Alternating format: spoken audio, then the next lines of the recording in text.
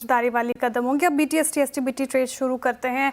प्रशांत जी, आपसे शुरुआत बताइए, आप क्या पिक कर रहे हैं BTST STBT? तो यहाँ श्रेया मैं BTST डिक्सन के साथ जाना चाहूंगा। काफी स्ट्रेंथ नजर आ रही है और 17,000 के अहम लेवल के इर्द गिर्द है। तो यहाँ पे जो मेरा स्टॉप लॉस होगा वो होगा करीबन 16,900 के आसपास। जो टारगेट्स में देख रहा हूँ वो होगी करीबन 17,200 से लेकर 17,230। ओके, डिक्सन 17,000 पे बाय कॉल। मानस, आपका ट्रेड? तो देखिए, सीडीएसएल में खरीदारी करके जाएंगे। स्टॉक ने अपने 200 डे मूविंग एवरेज पे सपोर्ट लेकर रिकवरी दिखाई है। 10 डे मूविंग एवरेज के ऊपर क्लोज होने की कोशिश कर रहा है।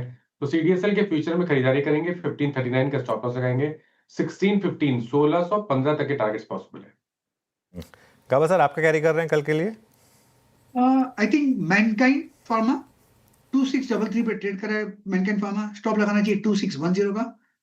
मेरा नियर टर्म टारगेट 2700 का है। 2675 2700 ये एक जोन है, मेरे ख्याल से वहां तक जाना चाहिए मैनकाइंड फार्मा। ओके, मैनकाइंड गावर जी के पिक। राजेश सातपुते जी, आप बताइए, आप क्या कर रहे हैं पिक? श्रेया जी, देखिए, मैं जेएसडब्ल्यू स्टील को लेके जाऊंगा। एक चैनल फॉर्मेशन होता है, फॉलिंग चैनल फॉर्मेशन, जिसका ब्रेकआउट इसने दिया है। कंफर्मेशन अच्छा है, वॉल्यूम्स अच्छे हैं। So JSW steel is a buy. 1060 current price है। तो फ्यूचर में तो हम एटलीस्ट 20 पॉइंट का स्टॉप लॉस रखेंगे 1020 का, और इसका जो टारगेट सेट करेंगे करीबन 1100 1120 का। तो एक अच्छा खासा मूव मुझे लगता है जेएसडब्ल्यू स्टील पे आना चाहिए post this falling channel breakout. Kavita ji, आपका ट्रेड? तो वीरेंद्र जी, सीडीएसएल और कैम्स दोनों ही हमारे हाउस पर हमने एज इंट्राडे कॉल दिया है, बट कैम्स को हम एज बीटीएसटी लेकर जा सकते हैं। 3800 के लेवल पर एज ऑफ नाउ है। अच्छा ओवरसोल्ड टेरिटरी से बड़ा है। सो 3880 तक के प्राइस टारगेट 3850 3880 पॉसिबल दिखता है। स्टॉप लॉस जो है वो मेंटेन करना चाहिए 3740 का नाम। ओके, चलिए, ये समय कविता जी की ट्रेड हो गई। अमित जी, आपका ट्रेड क्या रहेगा? जी अनु जी, मैं जीएमआर एयरपोर्ट लेके जाऊंगा। डेज हाई पे क्लोज हो रहा है। स्टॉक ने पुल बैक के बाद 50 डे एक्सपोनेंशियल मूविंग एवरेज पे सपोर्ट लिया और आज के सत्र में हम देख रहे हैं 10 और 20 डमा इसने वॉल्यूम्स के साथ क्रॉस किया है। तो इसे बाय करें। 89 का स्टॉप लॉस रहेगा और टारगेट्स हमारे 96 रुपीज के रहेंगे।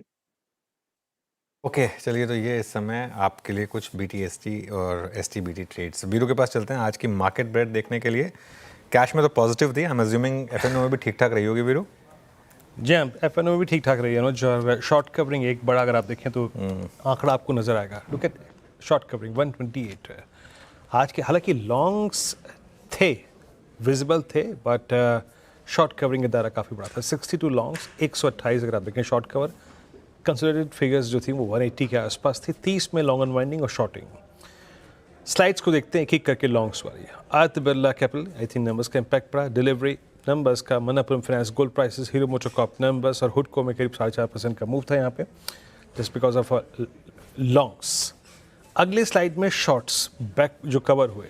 केमिकल बास्केट में सुबह से बात में कह रहा था कि शुक्रवार को बहुत ही बड़ी शॉर्टिंग हुई थी, कोलैप्स थे, और रीज़न आई थिंक समझ में नहीं आ रहा था। मार्केट्स का कोलैप्स हुआ, लेकिन वो आज पूरा का पूरा शॉर्ट कवर में बदल गया। और शुक्रवार को सुबह जो हम एक और चीज़ डिस्कस कर रहे थे कि कैपिटल मार्केट स्टॉक्स अपने साथ सब्सटेंशियल शॉर्ट लेके आए, वो कवर हुआ। बाकी post I think numbers ABB, NC, Suzlon, Godrej consumer and pharma यहाँ पे शॉर्ट्स बने। अगली स्लाइड में आएगा लॉन्ग अनवाइंडिंग, जहाँ पे प्रॉफिट्स कैश में कन्वर्ट हुए। इस स्लाइड में आप देखिए आपकी स्क्रीन पे, मतलब ये तो शॉर्ट बिल्डअप के आंकड़े हैं। और ये PNB हाउसिंग फाइनेंस 2 दिन से अनवाइंडिंग का कायम। CSC, HDFC बैंक, ये खराब चीज़ है आज।